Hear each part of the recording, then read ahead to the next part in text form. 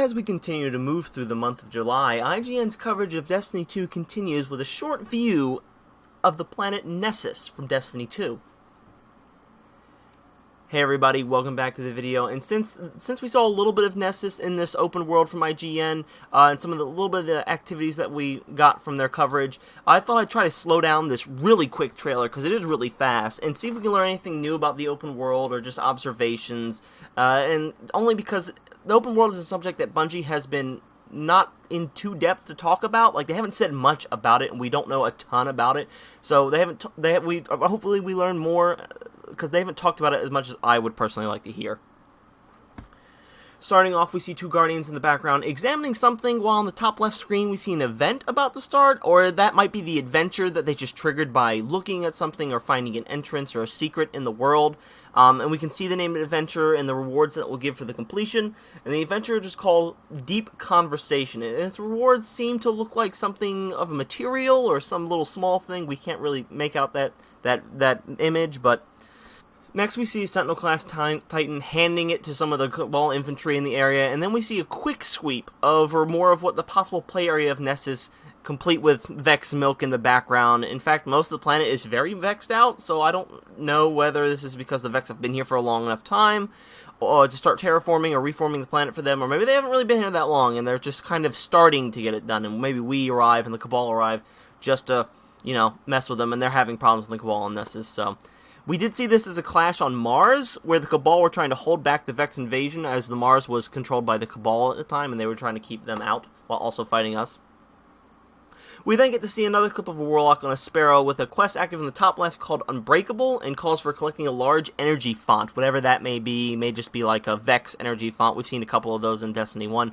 Whether it's a side quest or maybe something of the main story, I can't say, but I can say that riding Sparrows does look fun as it did in Destiny 1. Hopefully they'll have more uses in Destiny 2 exploration rather than they did in Destiny 1, as they were basically just transport and not much else in the first game. We also seem to see a public event of sorts, with the Guardian having to fend off either waves of servitors or Fallen, or that they may have to kill this specific servitor, because we don't know if the Fallen are on Nessus, but maybe they're here as well, within the time limit on the top left. And then after that, we see two missions in the top left, one with a sword and one without. Looking back through the footage, I'm just now realizing that the sword symbol probably indicates a story mission, and that the other symbol may leading to public event symbols, as this is what the Guardian on the Sparrow was looking for, the energy font with the sword. After seeing a Hunter Arcstrider put the smackdown on some enemies, that we see the team of Guardians making their way up to one of the adventure quests that is apparently littered throughout the open world section of Destiny 2. Again, they've talked a little bit about how this is going to work, but we haven't heard a ton of it from Bungie, so we're just seeing little snippets of how that might function here. Again, you just run up to it or find it and go like, let's go do that adventure thing, and you just go do it, which I like. It makes the open world feel more open. Was most interesting part of the trailer for me personally was seeing some of the activities on the overworld map, and we get a quick sweep around, and we get a ton of missions to be called or characterized as Black Exodus, or Exodus Black, which I believe was the crashed ship filled with either Siva or Rasputin or a war mine, and then that this area might be the hub area in this specific instance right here, or an important story area that we can talk to someone called Failsafe on the crashed Exodus Black, and that there are such services as packages and rewards pickups. The next area we see is indicated as a landing area near Exodus Black. Bungie did say that we're going to be multiple landing areas, but that means that this is just one of them, and there could be, maybe 2 or 3 more around the map. And then the next activity says, the Fallen prepare to attack Failsafe's mainframe above the Exodus Black, heavily indicating that Failsafe is some sort of computer, or maybe a war mine that's landed on the planet. The combatant's power is indicated as plus 90, and I'm not sure what that means. I'm assuming that must be something to do with light level, or, power level, that you need to, maybe should have this much power before you go in. And the reward for completion is a blue piece of gear for your Guardian.